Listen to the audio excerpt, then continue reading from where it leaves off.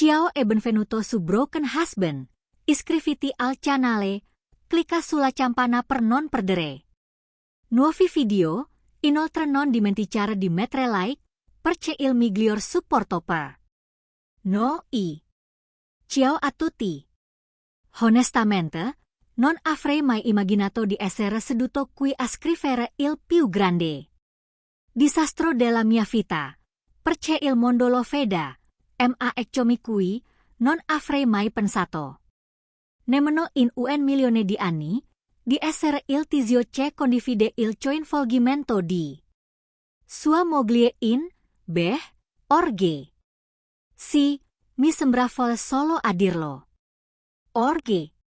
La donna con cui ho trascorso più di 10 anni, la madre dei miei figli, che se la sfignapa scopare con un gruppo disconosciuti e ora sto spifferando tutto su internet. Perché? Semplicemente, non so che altro farci. Permettetemi di fare un passo indietro e di presentarmi. Mi chiamo Jackson, sono un ragazzo normale, niente di speciale, ho 38 anni, sono sposato con Alice, la donna che pensavo fosse la mia meta. Siamo sposati da oltre di 10 anni. Abbiamo 2 bellissimi figli, una bella casa in periferia, una vita che all apparenza sembrava dannatamente bella. Le persone dicevano che eravamo la coppia perfetta. Il tipo di coppia che sorride sempre alle riunioni di famiglia, che posta foto felici su Facebook, tutta la farsa, anche ci ho creduto. Pensavo davvero che tutto andasse bene. Certo, dopo 10 anni la scintilla non era più ardente come prima, ma diavolo, ciha ancora lo stesso fuoco dopo 10 anni di matrimonio giusto? Avevamo I soliti litigi, ma niente di grave, problemi di soldi, lo stress di crescere I figli, il fatto che il sesso non era più così frequente ho sfrenato come una volta. E solo la vita o almeno così pensavo, ma poi le cose hanno cominciato a cambiare, all'inizio.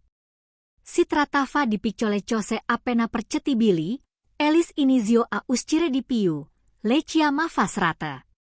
Tra ragazze, non ci ho fatto caso, si meritava di divertirsi con le sue amiche, ma poi quelle srate cominciarono ad allungarsi, era solita tornare a casa per le tende, poi è diventata mezzanotte, poi le 2 del mattino, arrivava con un aspetto, onestamente come se fosse stata investita da un autobus, I capelli in disordine, il trucco sbavato e I vestiti in disordine. Quando le chiedevo come fosse andata la serata, mi dava questa risposta a metà. Oh, abbiamo solo bevuto un po', ci siamo scatenati un po', niente di che, all'inizio volevo crederle. Lo volevo davvero, stavamo insieme da così tanto tempo che mi sembrava stupido dubitar di lei, ma c'era qualcosa che non mi tornava, più ci pensavo, più mi venivano dei sospetti. Era troppo riservata con il suo telefono, sai come, stai guardando la TV, lei è seduta accanto a te sul divano, scorre I suoi messaggi e nel momento in cui ti avvicini, lei allontana lo schermo come se fosse un estraneo. È stato allora che ho iniziato a capire, c'era qualcosa di strano. Una sera torno a casa ancora più tardi del solito e io non ce la feci più. Diavolo sei stata, le chiesi, lei mi rivolse quello sguardo freddo che aveva perfezionato. Nel corso degli anni, in giro con gli amici, Jackson, perché devi sempre farmi domande. Cristo, non posso avere una serata tutta per me senza che tu mi stia fiato sul collo. Questa risposta avrebbe dovuto essere sufficiente giusto, ma non lo era, non con il modo in cui scattata, era troppo sulla difensiva, troppo arrabbiata, come se fosse incazzata. perce avevo usato chiedere, dopo di cele chose andarono rapidamente a rotoli, e diventata più distante, più riservata, e hameto ce iniziaia a diventare paranoico, ogni volta ce prendeva il telefono mi si hanno davalo stomaco, le chiedevo piccole cose, dove andava, ci frequentava, e ogni volta era come se stessi punzecchiando un orso, perché sei così despotica.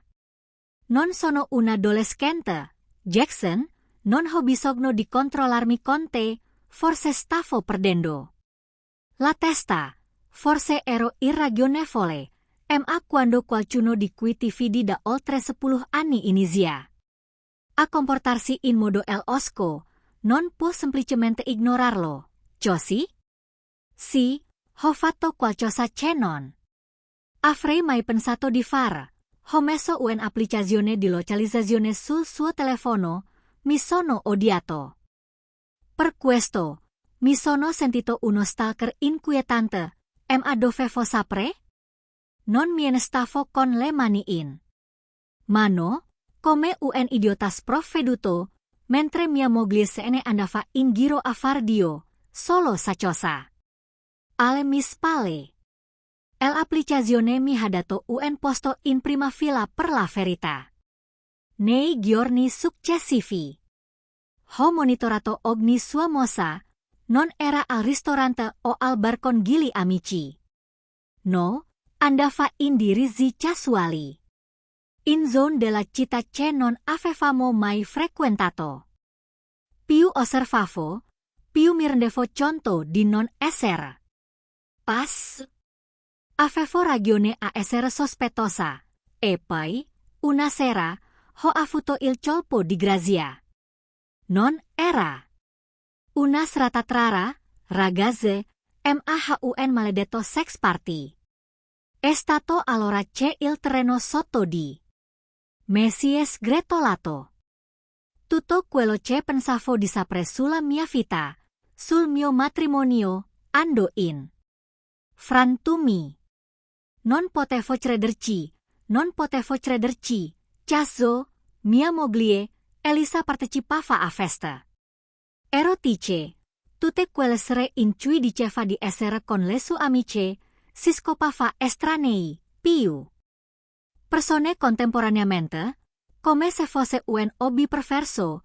Onestamente sto ancora cercando di elaborare la cosa, volevo affrontarla subito. La rabbia che ho provato non ho nemmeno parole per descriverla. Ma non l'ho fatto, mi sono trattenuto. Perché? Credo perché volevo avere un piano. Non si trattava di qualcosa per cui potevo semplicemente esplodere e andare avanti. Era una cosa più profonda, più oscura, e sapevo che se la avessi gestita male, tutto sarebbe andato in fiamme. Dopo lo shock della scoperta della doppia vita di Elisa, mi sono trovata discelte a affrontarla. Subito ho scavare più a fondo. L'istinto mi diceva di aspettare, per vedere quanto fosse profonda. Alla tana del coniglio. L'idea di affrontarla senza conoscere tutti i fatti mi faceva sentire debole, come se le avessi dato il sopravvento. No, mi serviva di più, dovevo sapere tutto. Così ho fatto quello che avrebbe fatto qualsiasi uomo ai miei panni, ho iniziato a indagare, grazie all'app di localizzazione e a un'attenta indagine, ho scoperto più di quanto avrei voluto sui luoghi in cui si svolgevano le cosiddette serate tra ragazze.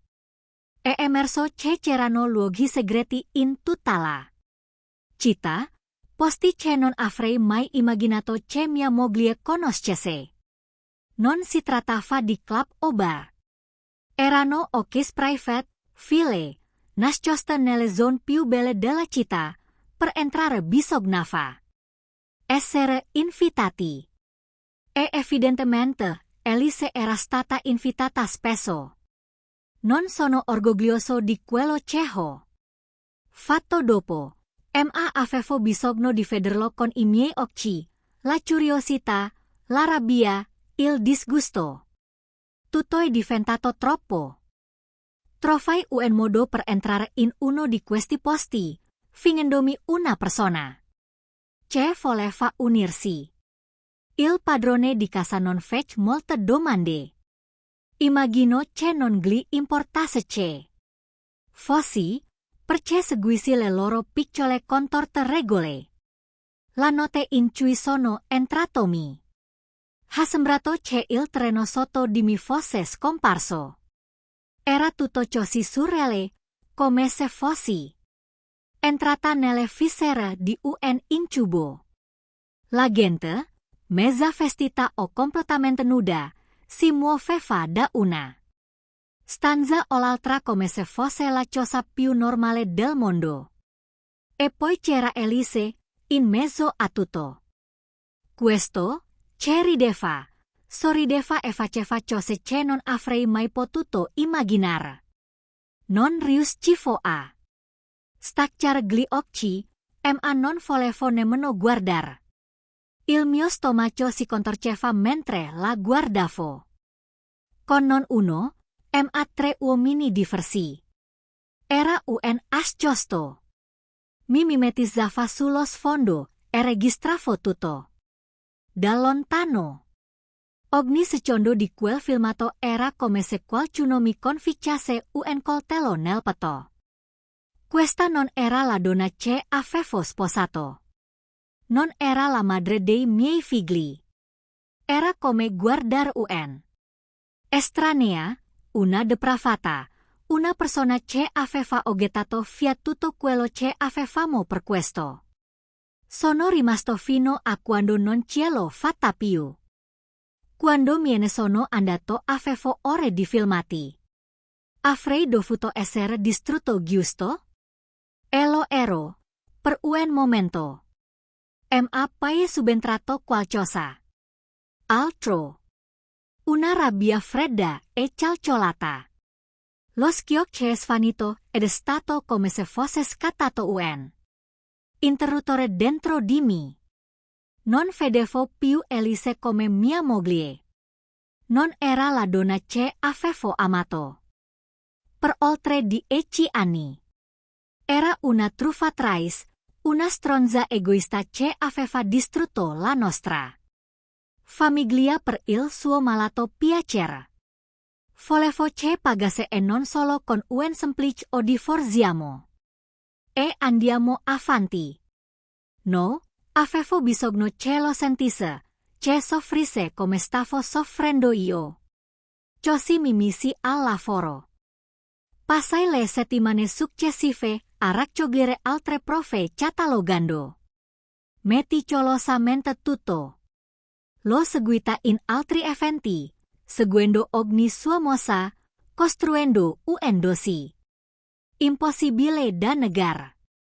Con ogni nuovo video, ogni foto, ogni dettaglio, il mio disgusto cresceva. Non solo per Elise, ma anche per le persone di cui si circondava. Erano tutti disgustosi fino all'ultimo. Non erano persone normali, erano predatori che si nutrivano della sporcizia degli altri. E Elise era proprio lì in mezzo, a suo agio come sempre. A casa le cose erano stranamente normali. Elise tornava tardi esausta con un odore di alcol e profumo, e io facevo finta di non sapere nulla. Le chiedevo come fosse andata la serata e lei mi mentiva spudoratamente. È stato fantastico, solo io. E le ragazze. A volte le chiedevo se volessero allentare, passare più tempo con I bambini e lei rideva.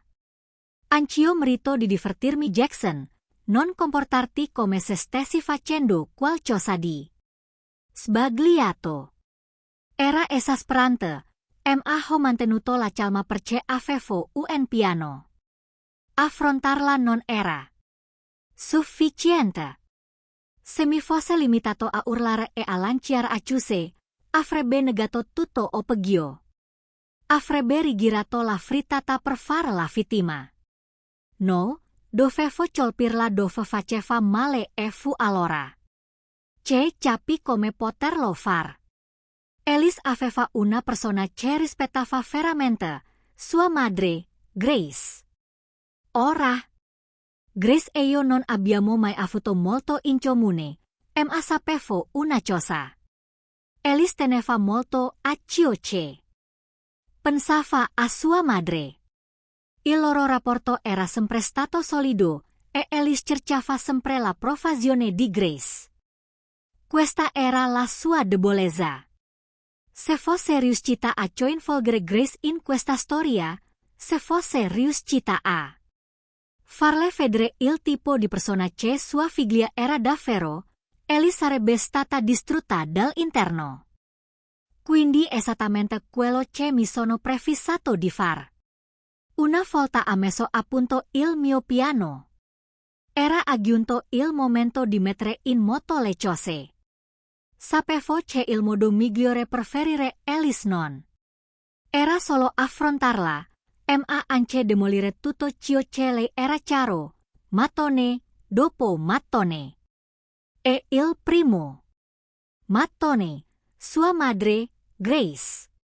Alice adorava sua madre. Cercava sempre la sua approvazione, aveva sempre bisogno di essere la brava figlia agli occhi di Grace. Questo rendeva Grace il bersaglio perfetto. Così, un sabato pomeriggio, mi presentai a casa di Grace con una bottiglia di vino in mano e un sorriso amichevole stampato in faccia. Lei mi accolse calorosamente, come sempre. Grace era una donna gentile di quelle che non immaginavano il tipo di persona in cui si era trasformata sua figlia. Mi sentivo quasi in colpa per quello che stavo per far. Quasi. Jackson e così bello vederti, disse, tirandomi in un abbraccio. È passato troppo tempo dall'ultima volta che sei passato. Feci finta di niente chiacchierando mentre mi conduceva all'interno. La casa profumava di caffè fresco e cannella, quel tipo di calore familiare che ti faceva dimenticare per un momento il che aspettava di essere svelato. Dopo un po', Grace aprì il vino e cien verso un bicchiere a Esta. Ci sedemmo in salotto chiacchierando con disinvoltura. Aspettai, sorsegiando lentamente. Lasciando che il alcol facesse il suo lavoro su di lei. Grace era sempre stata una persona leggera. Dopo un paio di bicchieri si stava ghiaccioliendo, il suo sorriso era un po' più ampio, le sue parole scorrevano più facilmente. Era ora. Grace, c'è qualcosa di cui devo parlarti. Dissi posando il bicchiere. La mia voce era pesante, seria, lei aggrottò la fronte percependo il cambiamento di tono. Fa tutto bene, Jackson, e Alice annui emettendo un sospiro d'effetto. Si tratta di Alice, ma non è una cosa facile da dire. La sua preoccupazione si intensificò. Che cosa c'è? Sai che può dirmi tutto. Mi chinai in avanti, guardandola negli occhi.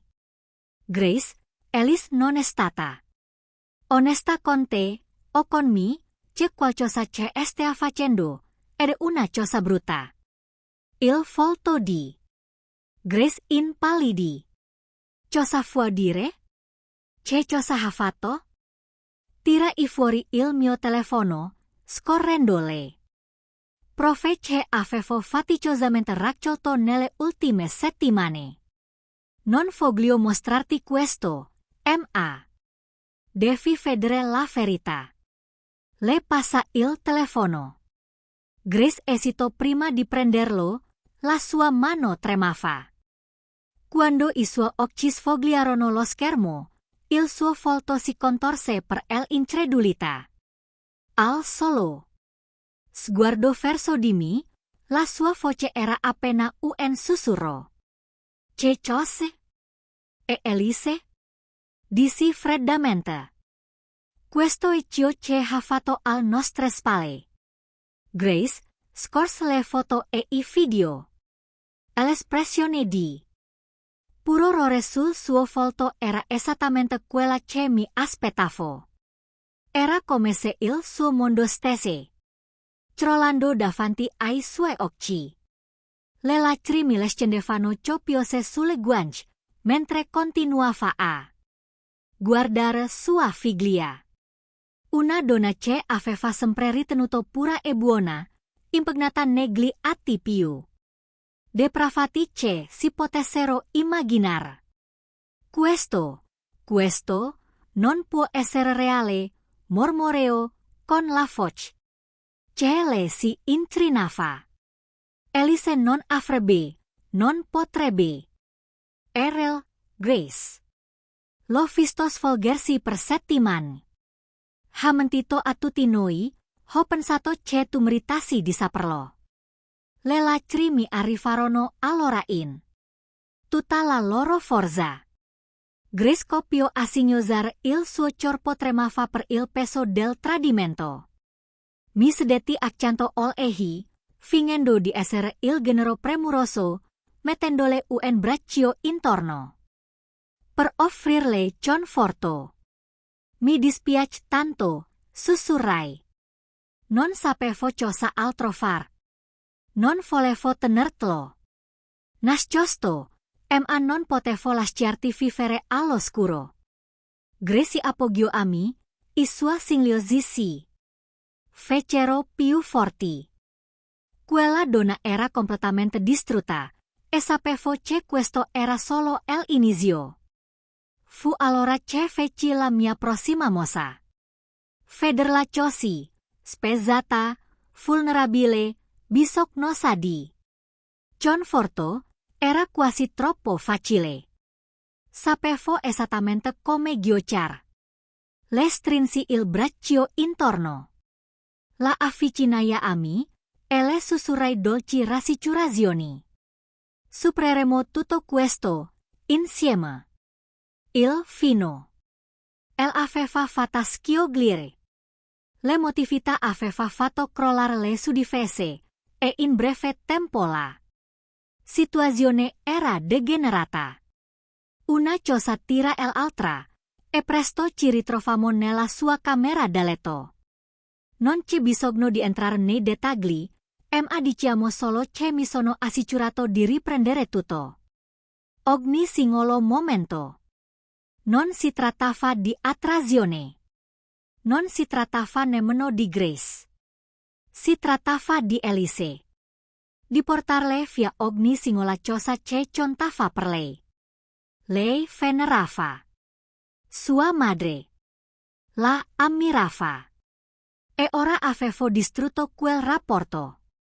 Avevo corrotto l'unica cosa pura che Elise aveva lasciato nella sua vita. Mentre lasciavo la casa di Grace, quella sera, con il telefono pieno di filmati incriminanti, non provai alcun senso di colpa. Nessuna vergogna. Avevo appena iniziato. Con tutto il necessario al suo posto era giunto il momento di sferrare il colpo finale. Le settimane di pianificazione meticolosa, la costante sorveglianza e i freddi calcoli avevano portato a questo momento. Non mi sarei limitato ad affrontare Elise. Avrei smantellato la sua vita peso per peso, proprio come le aveva fatto con la mia. Passai una serata a organizzare i video, assicurando mi che tutto fosse perfettamente etichettato e montato. I video dei festini sessuali, ognuno dei quali era un chiodo nella barra della sua doppia vita, sarebbero stati le mie armi. Elise aveva. Vissuto questa vita segreta per troppo tempo, nascondendosi dietro la maschera di moglie e madre. De volta. Quella maschera stava per essere strappata nel modo più pubblico e umiliante possibile. Una volta che tutto era pronto, ho fatto un respiro profondo e ho cliccato su upload. I video sono stati inviati a un sito web in cui contenuti di questo tipo avrebbero ricevuto molta attenzione. Non mi sono fermato lì. Ho preparato con cura un email anonima con un unico link alla pagina. Poi l'ho inviata a un gruppo molto selezionato di persone, le sue amiche più intime, i suoi colleghi di lavoro, e persino alcuni familiari che sapevo avrebbero diffuso il pettegolezzo a macchia d'olio. L'effetto è stato quasi immediato. Il suo telefono iniziò a ronzare poche ore dopo. E io osservai dall'altra parte della stanza il suo volto passare dalla confusione all'orrore. Iniziò cercò di mantenere la calma, fissando il telefono, con le dita che tremavano mentre apriva i messaggi. Non dissi una parola. Mi limitai ad aspettare, guardandola mentre si disfaceva davanti a me. Sentivo il suo respiro accelerato mentre arrivavano altri messaggi, amici, colleghi, familiari, tutti la bombardavano con le stesse domande. Come hai potuto farlo? Cosa diavolo? C'è sbagliato in te? Sei davvero tu? Il suo volto si svuotò di colore quando si rese conto di ciò che era successo. Ogni sporco segreto, ogni atto vergognoso, era lì davanti agli occhi del mondo. La sua immagine immacolata, quella che aveva lavorato tanto per mantenere, era stata cancellata in un istante.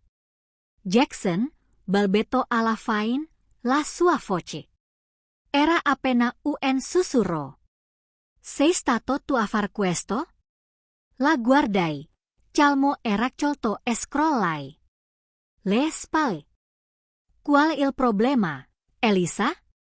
Non riesci a sopportare un po' di onestà. Le lacrime le salgono agli occhi per un breve momento. Quasi mi dispiace per lei. Quasi. Ma poi ricordai le innumerevoli noti in cui mi aveva mentito, il modo in cui aveva distrutto la nostra famiglia. Per i suoi desideri egoistici e la compassione evaporò. Ha provato a chiamare i suoi amici, ma nessuno ha risposto. Potevo sentire la disperazione nella sua voce mentre lasciava messaggi vocali frenetici.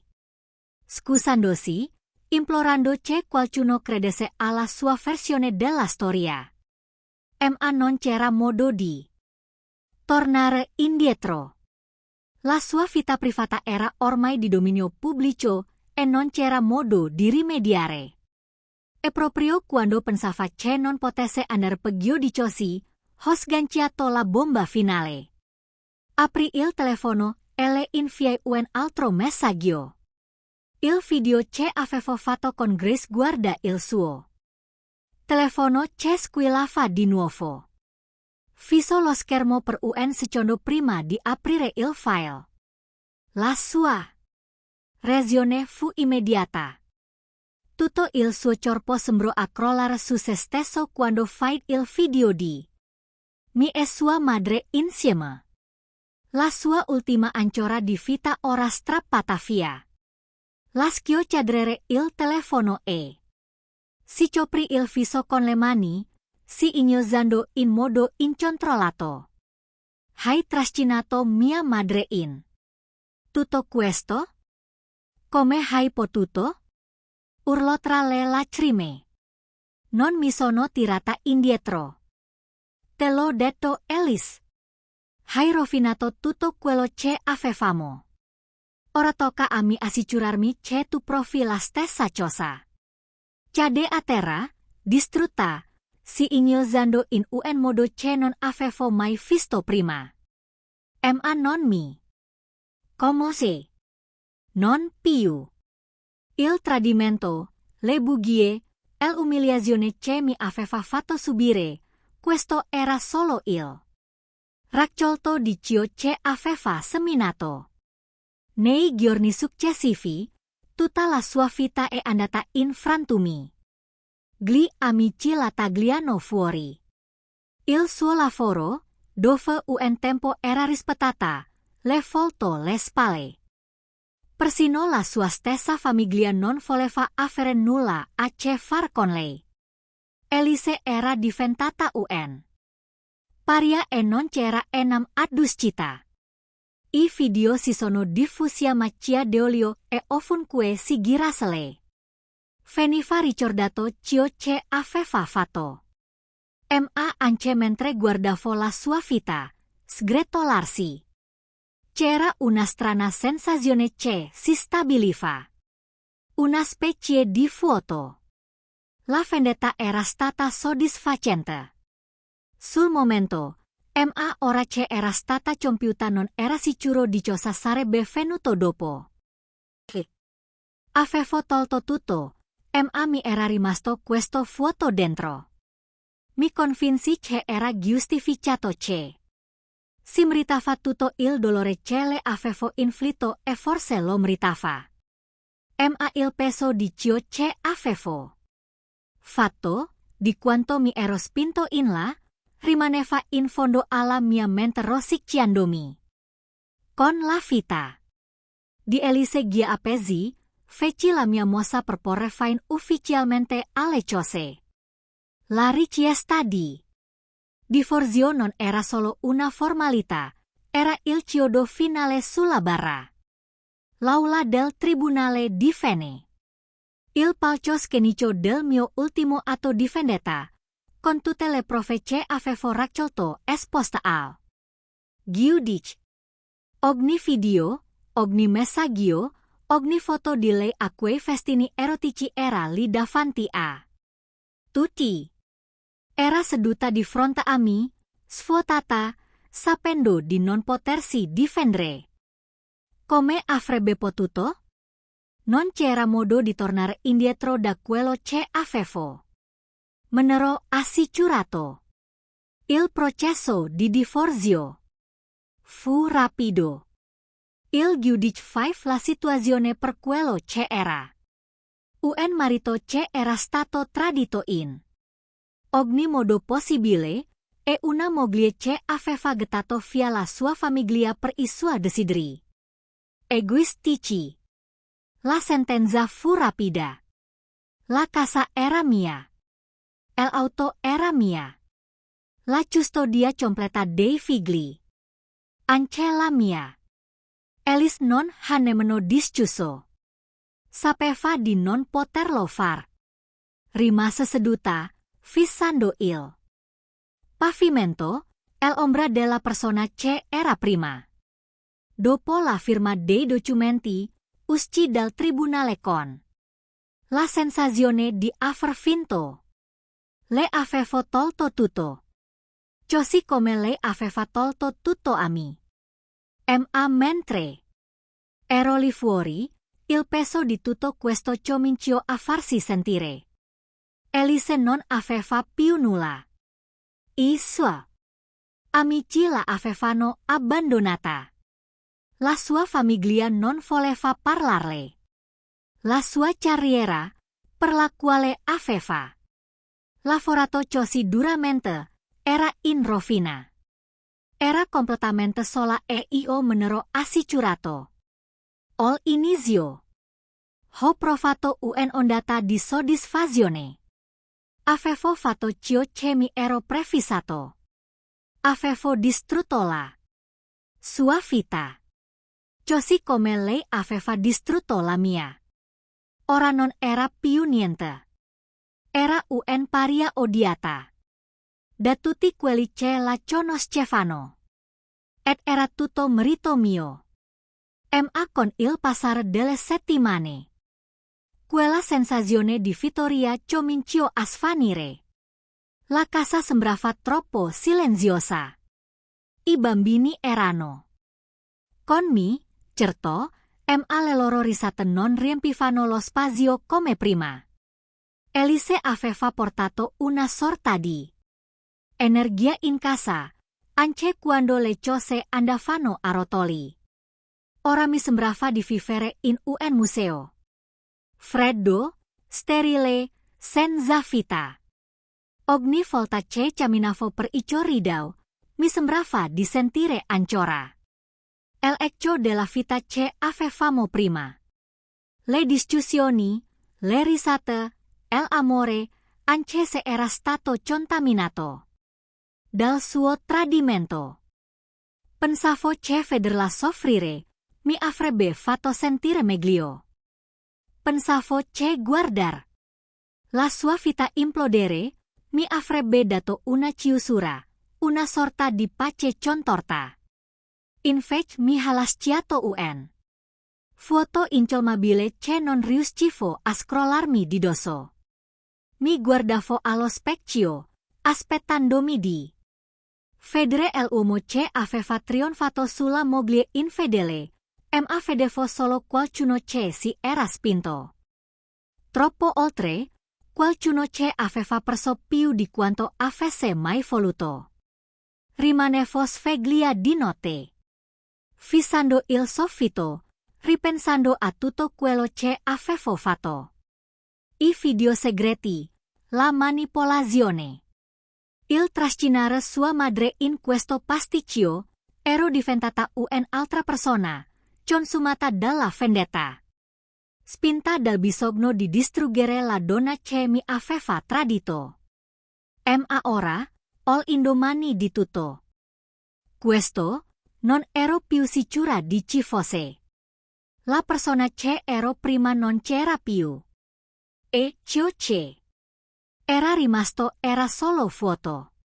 Ellie, con tutti i suoi difetti, era stata la donna che amavo, era la madre dei miei figli, la persona con cui pensavo di passare la mia vita. E mentre lei aveva in franto quel sogno, io avevo cancellato tutto ciò che era rimasto. Non ho solo messo fine al nostro matrimonio, l'ho distrutta, e così facendo, ho distrutto una parte di me stesso. Ora ogni giorno mi sembra di vivere nel vuoto. La casa è mia, ma sembra una tomba. I bambini sono con me, ma non posso sfuggire alla sensazione di aver tolto qualcosa anche loro. Hanno perso la loro madre, non solo per lei. Suskelte, ma anche per lei. Non c'è soddisfazione in questa vittoria, non c'è pace nel senso di chiusura, solo un silenzio doloroso che mi segue ovunque vada. Pensavo che la vendetta avrebbe guarito le ferite causate da Elise, ma invece le ha approfondite, lasciando cicatrici che non so come curar. Ho ottenuto tutto ciò che volevo, e in qualche modo, nel frattempo, ho perso tutto ciò che contava. È passato quasi un anno da quando il polvrone si è depositato e sto cercando di capire che aspetto abbia la mia vita adesso. Onestamente, pensavo che a questo punto sarei stata in un posto migliore, che il tempo avrebbe guarito le ferite, che forse avrei provato una sorta di sollievo per lei. Scelte che ho fatto. Ma la verità è che sto ancora cercando di raccogliere i pesi. Credo sia per questo che sono tornata qui a scrivere. Forse una specie di terapia per me, per mettere tutto a parole. Per vedere se tutto questo ha un senso. Dopo il divorzio, ho fatto quello che avrebbe fatto chiunque. Ho cercato di andare avanti, ho ottenuto la casa, l'auto, la piena custodia dei figli, sulla carta. Sembrava che avessi vinto. Ma la realtà è stata molto più complicata di così. I primi mesi sono stati più difficili. Dopo che tutto fu reso pubblico, Elise scomparve completamente dalla mia vita. Fece le valigie con quel poco che era rimasto e si trasferì fuori città. Non ho più sentito una parola da lei, nemmeno una telefonata per sapere dei bambini. All'inizio fu una bella sensazione. Sapete, come se mi fossi finalmente liberato di lei, ma poi arrivarono le domande dei nostri figli. Papà, perché la mamma non ci ama più? Pensi che verrà alla mia recita scolastica? Queste erano le domande che temevo. Come si fa a spiegare ai propri figli che la loro madre non è più la stessa persona? Che la donna che un tempo adoravano ha fatto delle scelte che hanno portato a tutto questo? Così ho mentito. Ho detto loro che era impegnata con il lavoro. O che aveva bisogno di un po' di tempo per capire le cose. Non potevo sopportare di dire loro la verità non ancora. Chiedono ancora di lei, ma sempre meno in questi giorni. Credo che stiano iniziando a capire a modo loro che non tornerà, almeno non a breve. Nel frattempo ho cercato di concentrarmi sulla ricostruzione della mia vita. Mi sono buttata sul lavoro facendo più ore impegnandomi più di quanto non avessi fatto negli ultimi anni. Credo di aver pensato che tenendomi occupata non avrei avuto il tempo di pensare a tutto quello che era successo, ma ovviamente si trattava solo di una distrazione temporanea. Le noti erano le peggiori, soprattutto dopo che i bambini erano andati a letto. Il silenzio in casa era assordante. Per un po', ho anche provato a uscire con qualcuno. Pensavo che forse una nuova relazione avrebbe aiutato a riempire il vuoto. Ho avuto qualche appuntamento. Quella, ma ogni volta c'era qualcosa che non andava.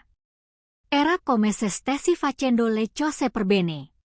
Ma il mio cuore non ci stava. Forse perché non sono pronto.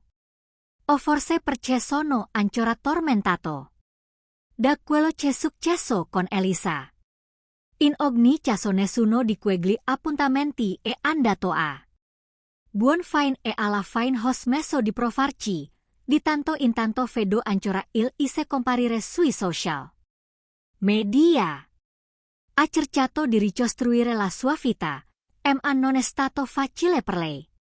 Dopo la pubblicazione dei video è diventata un'emarginata sociale.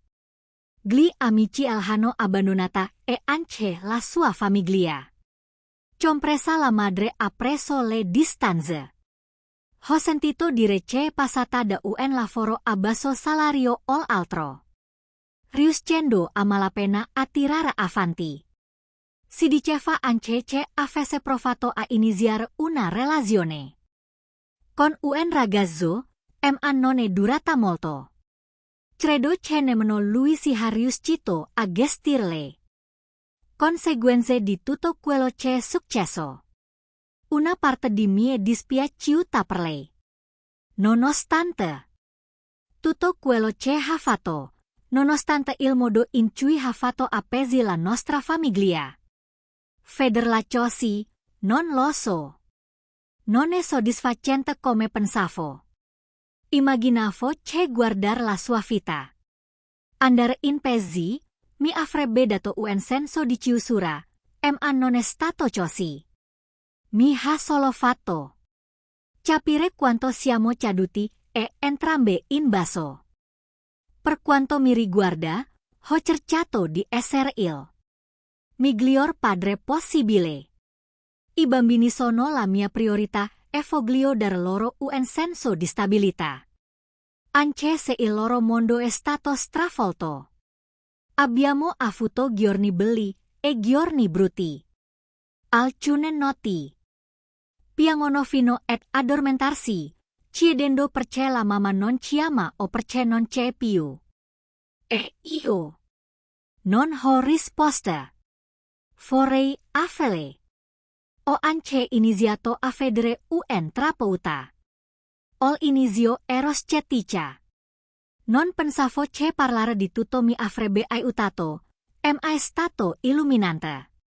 Mi ha fatto capire quanto mi sono portata dietro.